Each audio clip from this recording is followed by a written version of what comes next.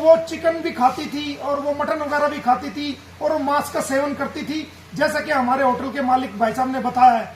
तो उसका झूठ का ढकोसला सब जो है ना सामने आ गया कि वो कहती है मैं सनातनी बन गई हूँ, मैं चिकन नहीं खाती हूँ, मैं ये नहीं खाती हूँ। तो ये सब भी जो है वो यूज करती थी। अच्छा, आपके यहाँ ये शराब की बोतलें रखी हुई है तो आरोप लगा रहे हैं, जैसे मोमिन जी आरोप लगा रहे हैं नेपाल में जाके, तो मैं उनको बता दूं आप कितने मतलब अपने इस्लाम को ही कितना बुरा भला कह रहे हैं। अगर आप तीन बातें कर रहे हो। पहली, हेलो दोस्तों, राम राम। और आशा करते हैं कि आप लोग खुश होंगे और तंदुरुस्त होंगे।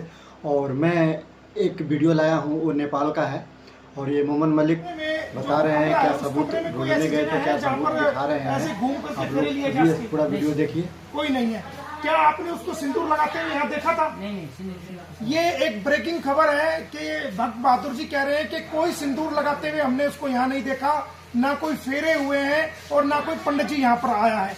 और मुझे ये बताइए कि आपको जब वो होटल में आई थी तो उसने ये बताया था कि मैं पाकिस्तान की रहने वाली हूँ? नहीं, ये नहीं बताया। कुछ नहीं, वो हिंदी बोल रहे थे। हम वो ऐसे जो तराई जगह तराई जगह नेपाली लोग भी हिंदी बोलते हैं, तो हम यहाँ के समझे एंट्री के, यहाँ के एड्रेस में एंट्री के हम रख दिए हम।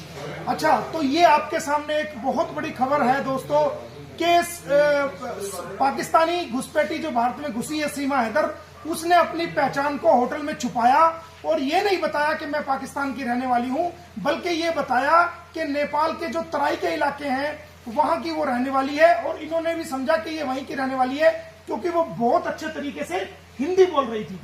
इन्होंने बताया कि वो बहुत अच्छे तरीके से हिंदी बोल रही थी और उसने अपनी पहचान को छुपाया, इनके साथ धोखाधड़ी करी और वो अपनी पहचान छुपा करके यहाँ 7-8 दिन रही। सचिन ने भी अपना नाम नहीं बताया और ना ये बताया कि वो भारत से हैं और ये बताया कि वो नेपाल से हैं और वो यहाँ पर तराई के इलाके से बताया। यही कारण रहा कि उन्होंने रजिस्टर के अंदर, जो हमने रजिस्टर चेक किया है वो भी दिखाएंगे आपको, उस रजिस्टर के अंदर अपनी पहचान छुपा करके, अपनी असली पहचान छुपा करके, अपनी नेशनलिटी पाकिस्तान की छुपा करके, अपनी नेशनलिटी इंडिया की छुपा करके, और उन्होंने अपने आप को नेपाली बताया और इनके साथ भी धोखा किया, इनको धोखे में रखा। इनका किसी प्रकार का कोई दोष नहीं। और क्योंकि यहाँ पर बहुत सारे यहाँ होटल है, तो अगर इनको शक हो जाता ये नेपाल की है या भारत की है तो उससे सबूत लेते, लेकिन इन्होंने समझा कि ये जो है वो यही नेपाल के हैं। और सचिन ने बताया था कि वो मेरी वाइफ है, जबकि वो उसकी वाइफ नहीं थी। अच्छा, ये बताइए क्या आपने कहीं उसको पूजा करते हुए देखा है? नहीं, कहीं भी पूजा कुछ नहीं करती। कोई हमारा काम करने वाला आदमी है तो नमाज कुछ पढ़ती थी अंदर, वो उनकी।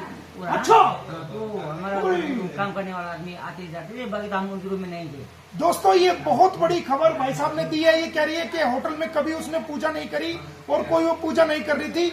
और जो इनके काम करने वाला आदमी है, तो जो वो कहाँ क्या कर रहा था काम? रूम साफ करने जाते थे। अच्छा, तो जब आप रूम साफ करने आपका आदमी जाता था तो वो क्या करती थी? वो नमाज पढ़ती थी। क्या करते? अभी खाना नहीं, नमाज पढ़ी, इस तरह बोलने आता था वो। अच्छा, तो ये बता रहे हैं कि नेपाल के होटल में भी वो जब वो इनका कर्मचारी सफाई करने के लिए जाता था तो ये बता रहे हैं इन्होंने देखा कि वो कमरे के अंदर नमाज पढ़ रही थी। तो दोस्तों, ये कितना बड़ा धोखा हम भारतीयों के साथ हो रहा है, कितना बड़ा धोखा हम भारत सरकार के साथ हो रहा है, कितना बड़ा धोखा भारत की एजेंसीज के साथ ये कर रही है। पूरे देश को गुमराह कर रही है, पूरे देश को जो है ना पागल बना रही है, मूर्ख बना रही है।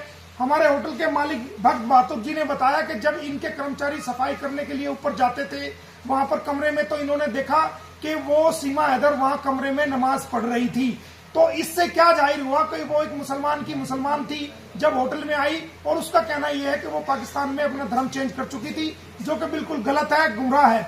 और जब वो नमाज पढ़ रही थी, ना कोई पंडित जी आया, ना कोई फेरे हुए, ना किसी प्रकार की शादी हुई, और वो वहां पर नमाज भी पढ़ रही थी। ये हमारे भक्त बहादुर जी ने बताया है। और आप मेरे से एक सवाल और बताइए कि क्या कोई भारत की पुलिस आपके पास आई है आज तक? नहीं सर, नहीं है। कोई जांच करने के लिए आई है? कोई भी नहीं है। कोई पूछताछ के लिए टेलीफोन आया हो? नहीं, कोई भी नहीं है। देखिए, हमारी जांच एजेंसी जो रबुपुरा पुलिस है या कोई जेवर पुलिस है या कोई इन्वेस्टिगेशन एजेंसी है, उनका कोई टेलीफोन आज तक जो है वो भक्त बहादुर के पास नहीं आया है कि 1 साल से ऊपर का समय हो गया कि जांच जो चल रही है उस जांच में क्या किया गया है। किसी प्रकार का कोई इनसे जांच के रूप में कोई जो है ना इनके पास ना टेलीफोन आया है, ना इनसे आकर के किसी ने पूछने की कोशिश करी है कि सीमा हैदर कैसे आई, क्यों आई, किस प्रकार उसने नाम बताया।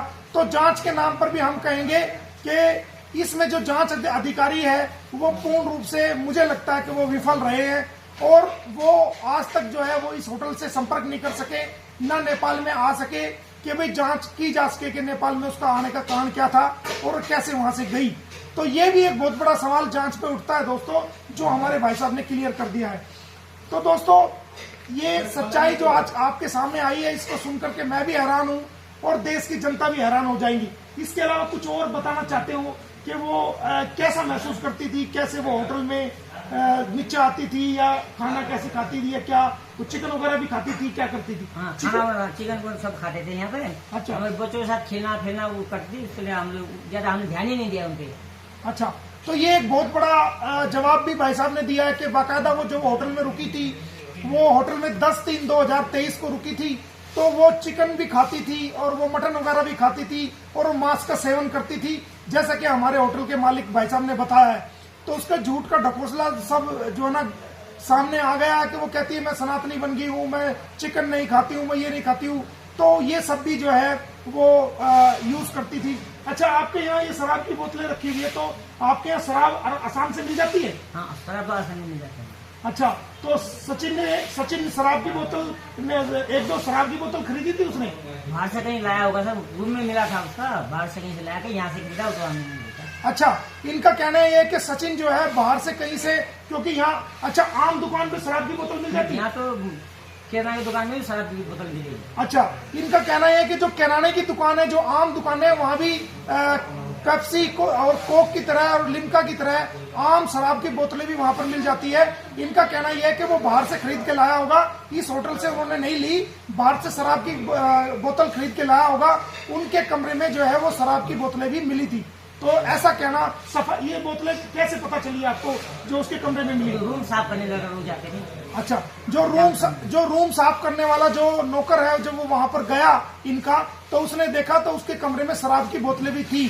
तो इससे जाहिर है कि सचिन और जो उन्होंने कहीं ना कहीं जो है शराब का सेवन किया। हाँ, ये बिल्कुल कंफर्म हो गया कि शराब का सेवन भी उन्होंने कमरे में किया है। तो दोस्तों 7-8 दिन वो रही थी। अच्छा, कहीं मंदिर में भी घूमने गई हो? कहीं नहीं गई? नहीं, मंदिर में नहीं जाते थे लोग, घूमने। तो दोस्तों आपने देख लिया पूरा वीडियो, तो मेरे चैनल ललित दास सब्सक्राइब कर दीजिए 7313, और फिर मिलते हैं आपसे अगले वीडियो में, और जय हिंद, टेक केयर। मेरे पति उस तरफ मुंह भी नहीं घुमाते थे जिस तरफ मांस वगैरह होता था, तो खाना तो दूर की बात। में सचिन जी ने मुझे फर्स्ट टाइम कहा था, जब हमारी दोस्ती मोहब्बत में हो गई थी, तभी मुझे सचिन जी ने कहा था कि ये मुझे हालांकि नहीं पता था, क्योंकि हमें इस्लाम में बचपन से सिखाया जाता है कि भाई हिलाल खाना, ये खाना, वो